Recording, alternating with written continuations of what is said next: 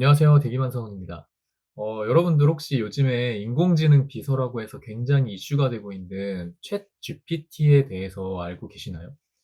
제가 오전에 업무를 보다가 우연히 이 기능에 대해서 알게 되었는데, 와, 이게 너무 미친 기능이어가지고 좀 깜짝 놀라기도 했고, 그다음에 이게 인공지능과 관련된 기술이다 보니까 이게 좀 미래에 진짜 많은 파장을 가지고 오겠다라는 생각이 들어서 좀 다양하게 이것과 관련돼서 이야기를 해보고 싶어서 갑작스럽게 영상을 찍게 되었습니다. 챗 GPT라는 것은 대화형 인공지능이라고 해가지고 이제 질문을 입력하면 그에 따른 답변을 바로바로 해주는 인공지능 채팅 서비스인데요. 그 기능이 진짜 놀라워요. 이제 간단하게 챗 GPT가 뭐냐고 제가 이 인공지능에다가 질문을 적어봤더니 이렇게 답변을 스스로 해줬어요. 챗 GPT는 오픈 AI에서 개발한 대화형 인공지능이며 자연어 처리 및 딥러닝 기술을 사용하여 학습됐다. 자연스러운 대화를 통해 질문에 대한 답변이나 문제를 해결할 수 있는 기술이다. 이렇게 쭉 설명에 대해서 나오고 있죠. 이 인공지능을 이용해서 대학생들은 에세이 쓰기 같은 거를 과제를 한다고 하고, 기업과 개인 사업을 하시는 분들은 다양한 정보를 찾고 문제를 해결할 답을 찾고 있다고 하더라고요. 이제 저도 이제 또 직접 그래서 활용을 해봤는데, 심리학은 무엇이라고 생각하는지, 학문적 접근이 아니라 삶을 살아가는 개인의 관점으로서 요약해서 서술해줘 라고 검색을 해봤거든요.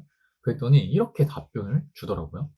심리학은 인간의 마음이나 행동에 대한 이해를 돕기 위한 학문이라고 생각합니다. 즉, 어떤 행동이나 생각이 내면적인 요소로부터 어떻게 영향을 받고 이를 이해하고 분석하면서 자신이나 다른 사람들과 더 잘 상호작용하고 이해하는 것을 목적으로 합니다. 이를 통해 삶을 더 풍부하게 만들고 성공적으로 극복할 수 있는 방법을 습득할 수 있습니다. 예를 들어라고 해서 예시까지 이렇게 제시를 해주고 있어요. 학교에서 어려운 문제를 푸는 것이 어려울 때 심리학을 통해 자신의 인지적 기능과 관련된 문제점을 파악하고 해결 방법을 찾는 데 도움을 줄 수 있다. 와, 진짜 미쳤죠?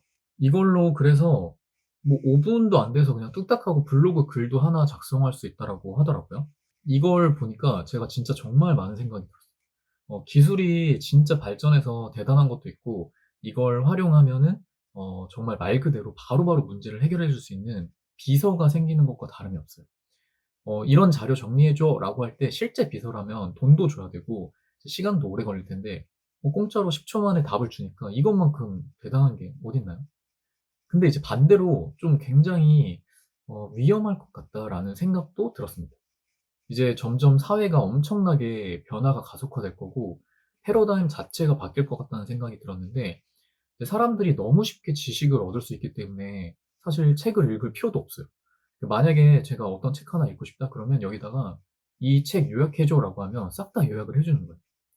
이게 과연 인간에게 도움이 될까? 아니면 해가 될까? 이거는 아직 좀 잘 모르겠다.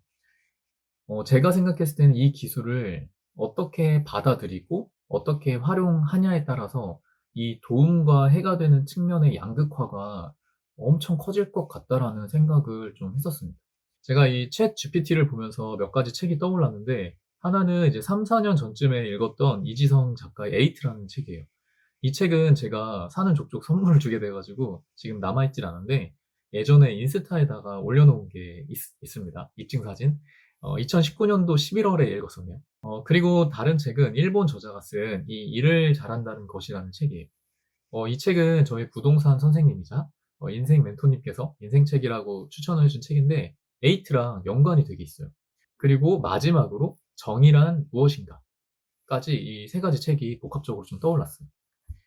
저는 3, 4년 전에 이미 에이트라는 책을 보고 인공지능이 10년 안에 우리의 삶을 진짜 엄청나게 바꾸겠다라는 걸 좀 인식을 할 수가 있었어요.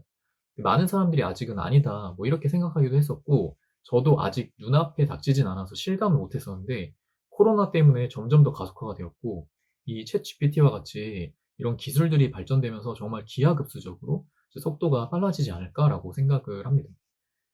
이 책들을 보면서 크게 느꼈던 건 일단 인공지능 시대가 오는 건 막을 수가 없다.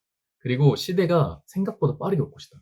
그러면 인공지능 시대가 되었을 때 어떻게 해야 내가 살아남을 수 있을 것인가가 이제 중요한데, 여기서 이제 살아남으려면 인공지능 기술에 먹히는 사람이 아니라 인공지능 기술을 활용할 수 있는 사람으로 변해야 된다라는 거죠. 예를 들면은 어떤 사람들은 학교에서 뭐 에세이 쓰기 과제가 있는데 이걸 대신하는 용도로 쓴다거나 블로그에 글을 빨리 써서 자주 올릴 수 있는 용도로 활용을 할 거예요. 이 사람들은 그냥 단순하게 이 인공지능의 기능을 받아들이고 쓰는 사람들일 거고, 근데 어떤 사람들은 이 기술을 가지고 이제 세상에 필요한 새로운 기술을 창조해내게 될 거예요. 이제 후자가 돈을 버는 사람들이고 인공지능을 이제 활용하는 사람들이 될 거예요. 이렇게 인공지능에 먹히지 않고 활용할 수 있는 사람이 되기 위해서는 에이트라는 책의 저자는 이제 특히 고전 인문학을 읽어야 된다라는 관점이었어요. 결국에는 생각하는 힘을 길러야 된다는 건데, 그래서 이제 정의란 무엇인가라는 책과 저는 연결이 되었다고 생각해요. 인공지능 시대를 대비하기 위해서는 이제 수학처럼 정답을 딱딱딱 찾는 게 아니라 이제 윤리나 도덕처럼 깊이 있는 사고를 할 수 있는 역량이 필요하다는 거죠. 그러니까 정의란 무엇인가라는 책을 읽으면 이런 관점에 대해서 되게 잘 이해를 할 수 있는 것 같아요. 그리고 이제 일을 잘한다는 것이라는 책은 결국엔 제가 추구하는 바와 굉장히 비슷한데, 과거에는 기술이 필요한 시대여가지고 기술을 익히면 됐지만 이제 다가오는 미래에 일을 잘한다라는 개념은 감각이 되게 중요하다는 내용이에요. 이 감각을 좀 다르게 표현해 보자면 스킬이 아니라 이제 본질을 익혀야 된다라고 이해하시면 좋을 것 같아요. 스킬을 익히는 사람들과 본질을 익히는 사람들의 차이는 뭐냐면 응용력에 있다고 생각합니다.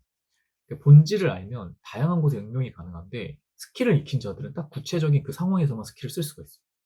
그래서 이제 파레토 법칙이라고 들어보셨을 텐데, 본질을 탐구하려는 자들은 20%, 스킬적인 것에 현혹되는 사람들은 80%라고도 해요. 그래서 우리가 이제 상위 20%에 속하기 위해서는 이 본질을 탐구해야 돼요. 에이트라는 책에서 세상을 지배하는 0.1%의 뭐 엘리트 집단들은 이미 이런 내용을 다 알고 있고 이를 대비하기 위한 교육들을 진행하고 있다는 이야기도 나와 있었는데, 제가 굉장히 되게 소름이 돋았었어요. 저도 그래서 이제 고전 인문학 책을 읽어야겠다. 그래서 막 공자, 논어, 사서 막 읽어보고 그랬었는데 사실 많이 까먹고 있었던 것 같아요. 근데 이렇게 기술이 발전되는 걸 보면 더더욱 책도 많이 보고 사고를 확장시켜야겠다라는 생각을 이제 많이 하게 되는 것 같습니다. 저도 갑작스럽게 챗 GPT에 대해서 접하게 되면서 인공지능 시대에 대해서 다시 이것저것 좀 생각이 많아져서 생각도 정리할 겸 이런 내용을 공유해야겠다라고 해서 이제 즉흥적으로 영상을 찍게 되었는데요. 조금 무섭고 막 뭐 딱 주제나 해결책이 있는 내용은 아니지만 사실 우리가 이런 걸 이제 해야 돼요. 인공지능 시대에 대비하려면. 항상 뭔가 빠르게 답을 찾기보다는 다양한 생각을 할 수 있어야 되고, 이런 생각이 미래의 나를 먹여 살려줄 힘이 될 겁니다. 그래서 챗 GPT도 한번 활용해 보시고 인공지능 세상이 오면 어떻게 할지도 생각해 보시고, 궁금하시다면 에이트, 일을 잘한다는 것, 정의란 무엇인가 이런 책들도 읽어보시면 도움이 많이 될 것 같습니다. 그럼 오늘의 영상은 여기서 마무리하겠습니다. 오늘의 영상 끝!